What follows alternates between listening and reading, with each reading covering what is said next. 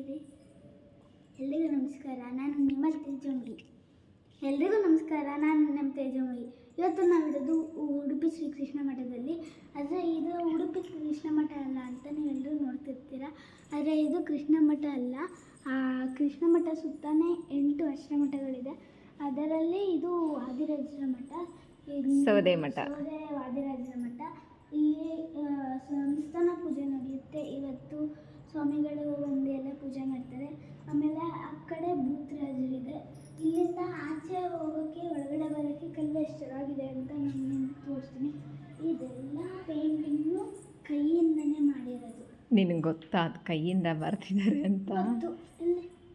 ಏನದು ಸುಭಾಷ್ ನೋಡಿದ್ರೆ ಗೊತ್ತಾಗುತ್ತೆ ನಮಗೆ.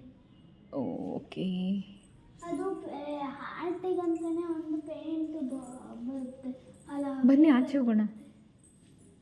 ಬನ್ನಿ, ಎಷ್ಟು ಚೆನ್ನಾಗಿದೆ. ಬನ್ನಿ, ನಾವು ನಿನ್ನ ಕರ್ಕೊಂಡು ಹೋಗ್ತೀವಿ. ನಾವು ಇವತ್ತೇ ಫಸ್ಟ್ ನೋಡಿದ್ದು. ಮಠದೊಳಗಡೆ ಬರಬೇಕಾ ಇಲ್ವಾ ಅಂತ ಗೊತ್ತಿರಲಿಲ್ಲ, ಹಾಗಾಗಿ ಎಷ್ಟು ದಿನ ಬಂದಿರಲಿಲ್ಲ. ಇವತ್ತು ಆಚೆ ಯಾರನ್ನೋ ಕೇಳಿದ್ವಿ, ನನ್ನ ಮಗಳು ಹಠ ಮಾಡಿದ್ಲು, ಅಮ್ಮ ಸೌದೆ ಮಠ ಪ್ಲೀಸ್ ಹೋಗೋಣ ಅಂತ. ಅದಕ್ಕೆ ಅಲ್ಲಿ ಯಾರನ್ನೋ ಕೇಳಿದ್ವಿ, ಹೋಗ್ಬೋದಾ ನಾವು ಮಠಕ್ಕೆ ಅಂತ. ನಾವು ಅಂದ್ಕೊಂಡಿದ್ದು ಬರೀ ಗುರುಗಳು ಮಾತ್ರ ಇರ್ತಾರೆ ಮಠದಲ್ಲಿ ಅಂತ, ಹೋಗ್ಬೋದು, ಹೋಗಿ ನಮಸ್ಕಾರ ಹಾಕ್ಕೊಂಬರ್ಬೋದು ಅಂದರು. ಹಾಗಾಗಿ ಒಳಗಡೆ ಬಂದ್ವಿ. ಬಂದ ತಕ್ಷಣ ನಮ್ಮ ಸ್ವಾಮಿಗಳ ದರ್ಶನ ಆಯಿತು. ರಿಯಲ್ಲಾಗೆ ನಿಂತಿದ್ದಾರೆ ಅನ್ನಿಸ್ಬಿಡ್ತು ನೋಡಿ. ನನಗೆ ಭಯನೇ ಆಗೋಯ್ತು, ರಿಯಲ್ ಆಗಿ ನಿಂತಿದ್ದಾರೆ ಅಂತ. ಬನ್ನಿ, ನಾನು ನಿಮಗೆ ಸಂಧಿ ತೋರಿಸ್ತೀನಿ. ಆಚೆ ಇರುತ್ತೆ ನೋಡಿ, ಇಷ್ಟೇ ಸಣ್ಣ ಜಾಗ. ಹೀಗೆ ದೊಡ್ಡವ್ರಿಗೆ ಹೀಗೆ, ಚಿಕ್ಕವ್ರಿಗೆ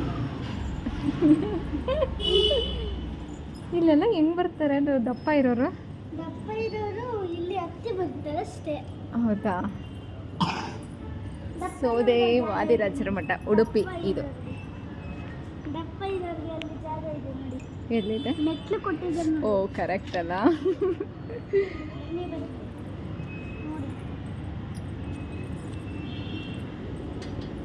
ಸ್ಟಾಪ್. ಮತ್ತೆ ಉಡುಪಿ ಪರಿಚಯ ಮಾಡಿಕೊಡಿ.